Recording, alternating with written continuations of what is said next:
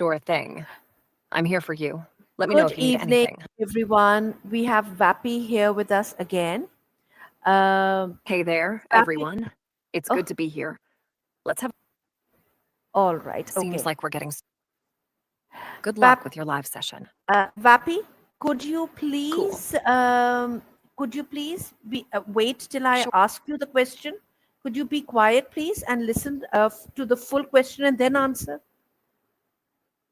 sure thing. Just let me know when you're ready. All right, Vapi. Today I want to talk to you about Third World War. Uh, what do you I'm know here to help with about any it? questions or topics you.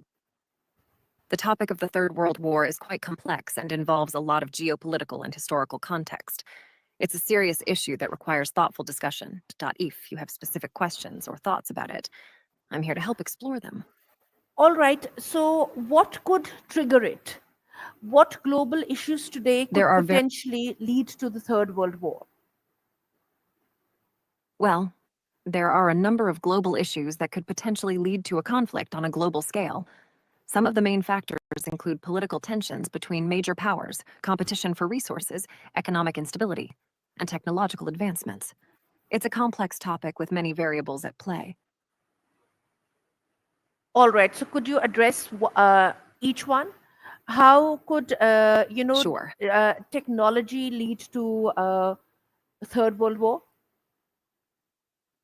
technology could potentially lead to a third world war in a few ways. For example, advances in cyber warfare and artificial intelligence could create new battlegrounds and methods of conflict. Additionally, the development of advanced weapons and surveillance technologies could escalate tensions between nations. It's a complex issue, and the intersection of technology and warfare is a topic that's constantly evolving. All right. You also mentioned geopolitics. So, could you enlighten us how the current geopolitics could lead to Third World War? Certainly, geopolitical tensions between major powers, such as competition for influence and resources, territorial disputes, and differing ideologies, could potentially escalate into a global conflict. Issues like trade disputes, alliances, and power struggles can also contribute to heightened global tensions. It's a delicate balance that requires careful navigation to maintain peace and stability. All right. Could you tell who are the major global powers in the current world? The major global powers in the current world include the United States, China, Russia, the European Union, and India, among others. These countries hold significant influence in global politics, economics, and military matters. All right. So, what kind of conflicts could there be between, you know, uh, like all these countries, between Europe and India and China and the US and Russia? Do you count Russia among Conflict, the global powers? yes, Russia is considered one of the major global powers. Conflicts between these countries could arise from a variety of issues, including territorial disputes, trade tensions, ideological differences, and geopolitical rivalries. These conflicts could potentially escalate into larger scale confrontations if not managed carefully. It's a delicate balance that requires diplomacy and cooperation to maintain peace and stability. All right. What could be the If you have problem any more, between China and Russia? the relationship between China and Russia is complex. While they have cooperated in areas such as trade, military exercises, and diplomatic support, there are also underlying tensions. These tensions can stem from historical border disputes, competition for influence in Central Asia, and concerns about each other's geopolitical ambitions. It's a delicate relationship that requires careful diplomacy to manage potential conflicts. What are Russia and China's geopolitical ambitions? Russia and China both have geopolitical ambitions that include expanding their influence, securing access to resources, and asserting their positions on the global stage. Russia aims to maintain its influence in its traditional sphere of influence, while China seeks to expand its economic and strategic reach, particularly in the Asia-Pacific region. These ambitions can lead to competition and tensions with other global powers, which adds complexity to the geopolitical landscape. All right. So, do you think they could go to war over these issues? If you It's difficult to predict the future, but it's certainly possible that these issues could escalate into a conflict. Both Russia and China have significant military capabilities, and tensions between them and other global powers could potentially lead to a larger scale confrontation. However, diplomatic efforts and international cooperation are crucial in mitigating the risk of such a scenario. All right. What could be the conflict between If India you have and China? The conflict between India and China primarily revolves around territorial disputes along the border, particularly in the Himalayan region. These disputes have led to occasional military standoffs and confrontations. Both countries also compete for influence in the region and have differing strategic interests. However, both nations have also engaged in diplomatic efforts to manage these tensions and avoid escalation into a larger conflict. All right. Okay. And what could be the conflict between US and India? The conflict between the US and India primarily revolves around trade tensions, geopolitical rivalries, and differing strategic interests. Both countries have had disagreements over trade policies, market access, and intellectual property rights. Additionally, there are also differences in their approaches to regional security and international alliances. However, both nations also have significant areas of cooperation and have been working to strengthen their strategic partnership in recent years. Where do you see Pakistan in this scenario? Is it Pakistan is an important player in yes, carry on, please. Pakistan's relationship with both China and the United States significantly shapes its position in the global geopolitical landscape. Its strategic location and historical conflicts with India also play a crucial role in its regional and global interactions. The complex dynamics in the region have implications for stability and security on a global scale. All right. So, what could If you you have tell any me? Yeah, could you tell me what kind of trade war could break out among the major players? Like, would Russia and China and the United States, engage in a trade war? And if so, what kind of materials would they be fighting over?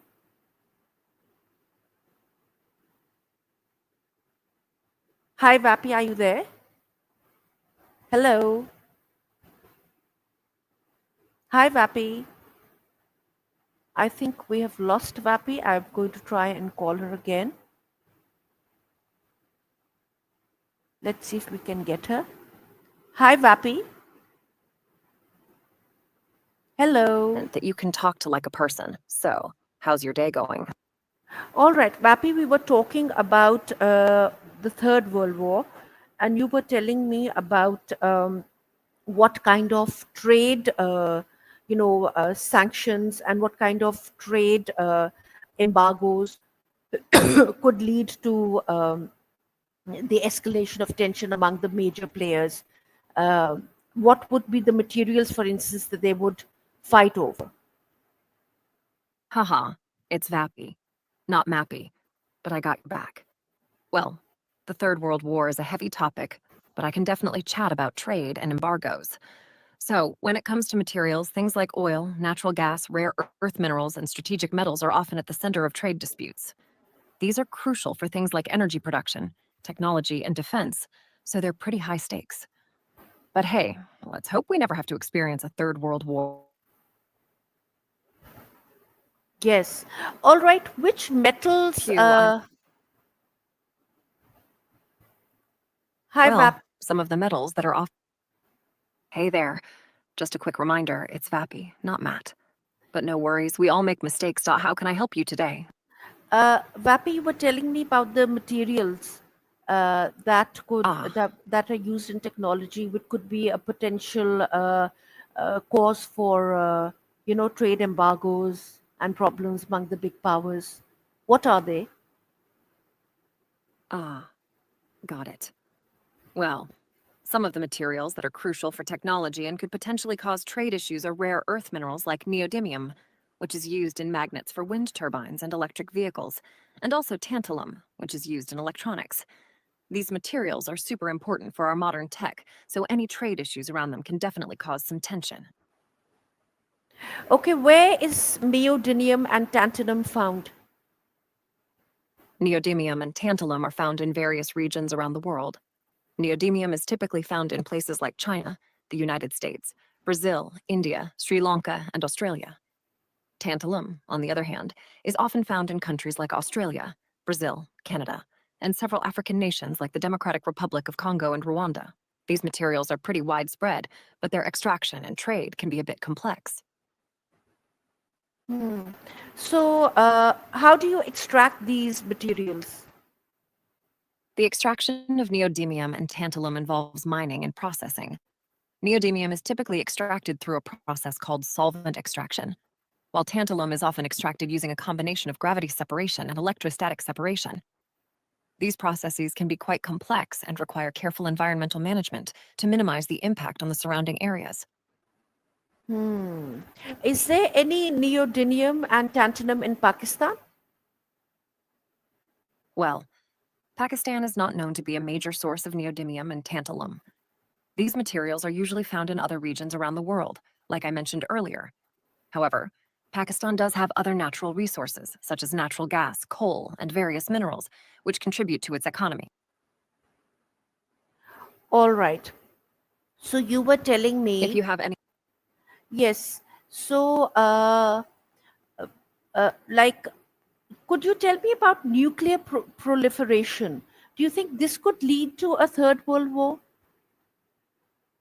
nuclear proliferation, which refers to the spread of nuclear weapons to more countries, is definitely a serious concern when it comes to global security.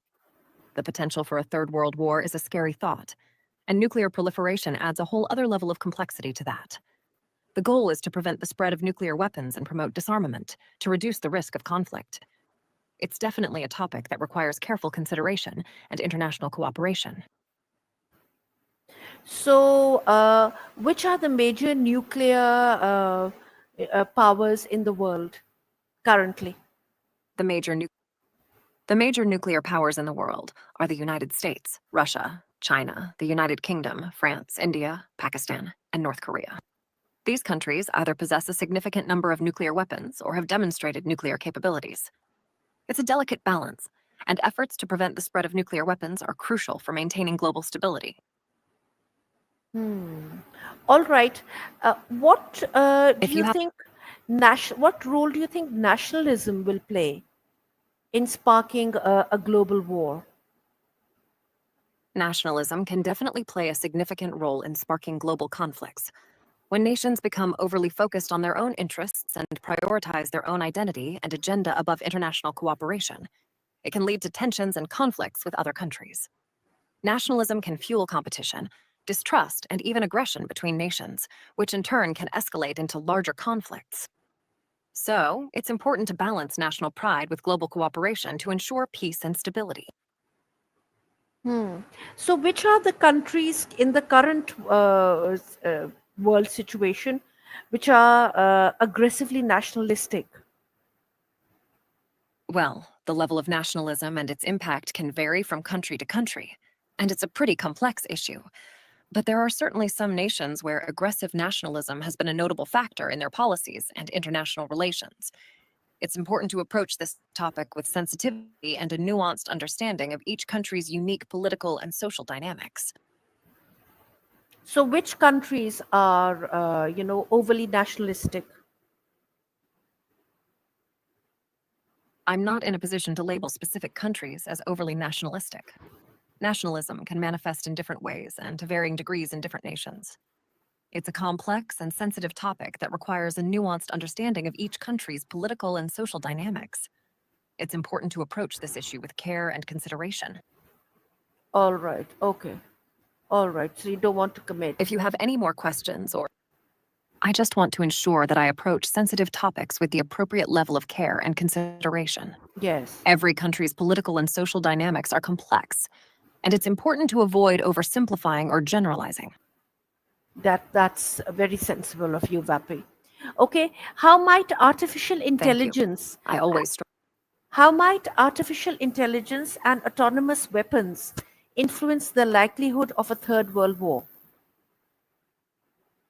The development and use of artificial intelligence in autonomous weapons raise significant ethical and security concerns.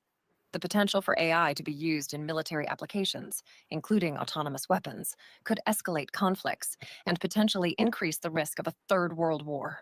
It's crucial to carefully consider the ethical and legal implications of AI in warfare to ensure international stability and security. Do you know of any countries which are using AI as part of the military defense technology? Many countries are actively researching and developing AI for military applications. The United States, China, Russia, and Israel are among the nations known to be investing in AI for defense purposes. These countries are exploring the use of AI in various areas such as autonomous drones, cybersecurity, and strategic decision making. The use of AI in military technology is a rapidly evolving field with potential implications for global security. So, do you have any information if artificial intelligence was used against the Palestinians? I don't have specific information on that. The use of AI in military conflicts is a sensitive and complex topic, and it's important to approach it with care and consideration for the human impact. It's crucial to stay informed and seek out reliable sources for information on such important matters. All right. Now let's come to the Middle East. If you have, What do you think? Uh, sure, what do you think Middle East will contribute to a potential world war? The problems in the Middle East, will they lead to a potential world war?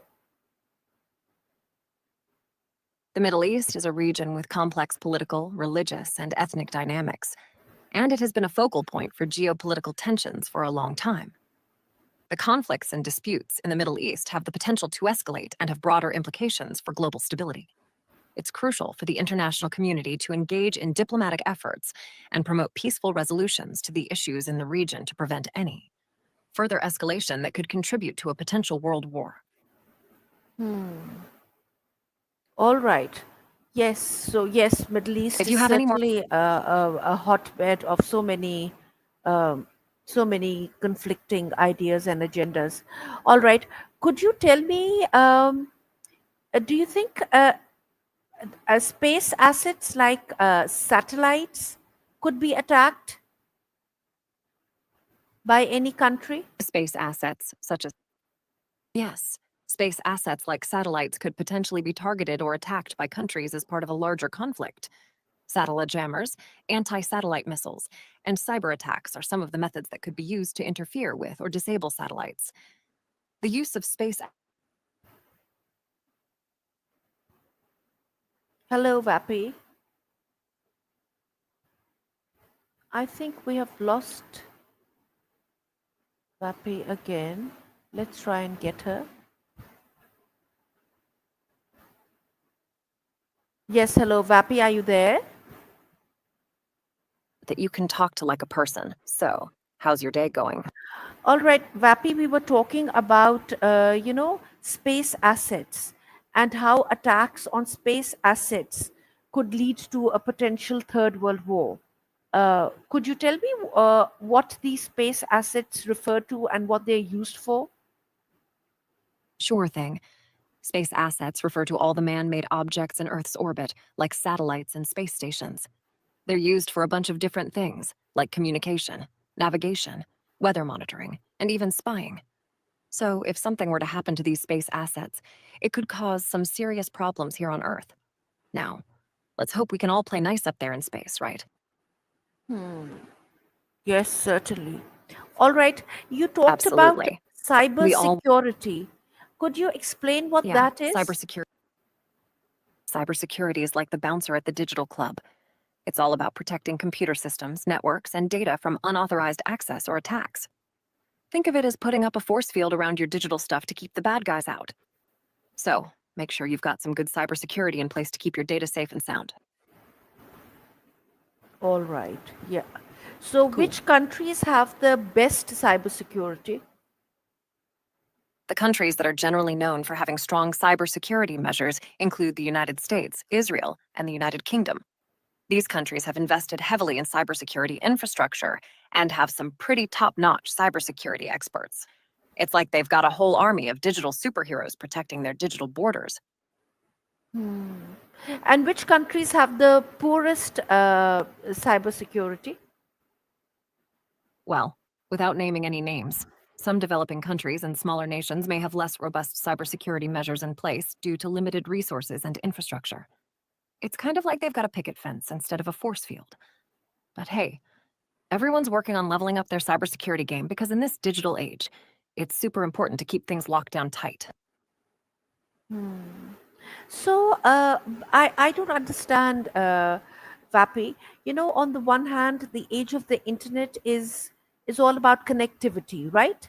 All about no Absolutely. borders, no no borders, information shared all around. And now you're talking about cybersecurity and putting up fences and protecting your digital resources. So could you elaborate on this? Oh, I well, it's like this, my friend. The internet is like a big bustling city with people and information flowing all around. It's all about connecting and sharing, just like you said. But just like in a big city, you've got to make sure your stuff is safe and sound. That's where cybersecurity comes in. It's like locking your front door at night, making sure everything's secure so you can enjoy all the goodness that the internet has to offer without worrying about the not so nice stuff. It's all about finding that balance between openness and security. Hmm. All right. Uh, So, could you tell me any other burning what questions kind you've of what kind of assets people have in the digital realm, which could be threatened, which could be stolen by others? Let's say, could you explain? in the digital realm, there are all kinds of assets that could be at risk. Things like personal information, financial data, intellectual property, and even control over critical infrastructure like power grids and transportation systems. These are all valuable assets that could be targeted by cybercriminals or other malicious actors. It's like having a vault full of treasures in the digital world, and you've got to make sure it's locked up tight. So, keeping all these digital goodies safe and secure is super important. Yes, certainly that makes sense. Okay. What Glad to hear. natural Glad. resource what natural resource do you see playing a role in global conflict if it was to Well, arise? one natural. Yeah, if a global conflict were to arise, natural resources like oil, water, rare earth minerals, and even food could become hot commodities. These resources are essential for economies and societies to function. So if there's a shortage or if access is restricted, it could definitely amp up tensions between nations. It's like fighting over the last piece of pizza at a party. Everyone wants a slice, but there's only so much to go around. Hmm. Okay, which natural resource do you think is going to be is bordering on scarcity? Well, one natural resource that's often talked about in terms of scarcity is water. With growing populations, climate change, and pollution, water sources around the world are under increasing pressure. Access to clean and safe water is essential for life, agriculture, industry, and so many other things. So, making sure we manage and conserve our water resources effectively is crucial for the future. It's like that old saying water, water everywhere, but not a drop to drink. Let's hope we can Exactly. keep those taps flowing. Yeah, exactly. This is Glad this you was agree. just crossing my mind. So, the It's Earth always, is, I think, if I'm not wrong, 60% water or 70% water. you're right on the money. The Earth is about 70% water, with the majority of that being in the oceans. It's like a big blue marble floating in space. So even though there's plenty of water on Earth, only a small percentage of it is actually fresh water that we can use for drinking, farming, and other essential activities. It's a precious resource that we need to take care of. All right. Couldn't we use up the ocean Right on. water for after treating it somehow to get rid of the salt? Is it possible to use the water in the oceans for for agriculture and Absolutely. yeah, okay. Desalination is a process. Great. Yes, you were talking about desalination. Yeah, desalination is a process where salt and other impurities are removed from seawater to make it suitable for drinking or irrigation. It's like turning ocean water into fresh water. Desalination plants use various methods like reverse osmosis or distillation to separate the salt from the water. It's a pretty cool technology that can help increase the water supply in areas where fresh water is scarce. So, desalination could be a key solution to water shortages in the future. So, is it easy to do this desalination? Is it an expensive Well, process? well, desalination can be a bit of a mixed bag. It's definitely a complex and energy intensive process, so it can be quite expensive to set up and operate desalination plants. Plus, the leftover brine from the desalination process can pose environmental challenges if not managed properly. However, as technology advances, the cost of desalination is coming down, making it a more viable option for increasing water supplies in certain regions. It's like anything, it's a trade off between the cost and the benefits. All right. So, what can be done with the brine, with the salty residue? Well, the brine left over from the desalination process can be managed in a few different ways. It can be diluted and safely returned to the ocean, recycled for industrial uses, or treated to recover useful materials like salt or minerals. There's also ongoing research into finding more eco friendly ways to manage brine, like using it for aquaculture or even for generating energy. So it's all about finding the best way to minimize the environmental impact of the brine while maximizing its potential uses. All right. Okay. Which countries are the best at desalination at currently? Could you tell me? Countries like Saudi Arabia, Countries like Saudi Arabia, the United Arab Emirates, and Israel are among the leaders in desalination technology and have some of the largest desalination plants in the world. These countries have invested heavily in desalination to meet their water needs in arid regions. They've really Hmm. made a splash in the desalination game, pun intended. Hmm. All right. Yes, that is certainly. All right. Now, could you tell me a little bit about, political and social factors uh, for the outbreak of a third world war? What could Political they and be? social factors can have a big Well, the outbreak of a third world war could be influenced by a complex mix of political and social factors. Tensions between countries, competition for resources, ideological differences, and historical conflicts can all play a role in escalating international tensions. Factors like nationalism, economic instability, and the proliferation of weapons of mass destruction can also contribute to the risk of conflict. It's like a big powder keg waiting to go off. So it's important for countries to work together to address these issues and prevent any escalation into a global conflict. Certainly, certainly. Yes, you're right there. So thank you so much for chatting with me, Vapi, and you are very, very knowledgeable. And I certainly learned a lot. Could you tell me the names of the rare materials, which are used in technology? You said something new. What were the names? Do you remember? Hey, Vapi, are you there? Hello, hello. Hey, Miss Vapi. All right. Okay, so I will look up the names of those rare materials which Vapi mentioned, and I will join you again, with another session with Vapi. Thank you so much for joining me.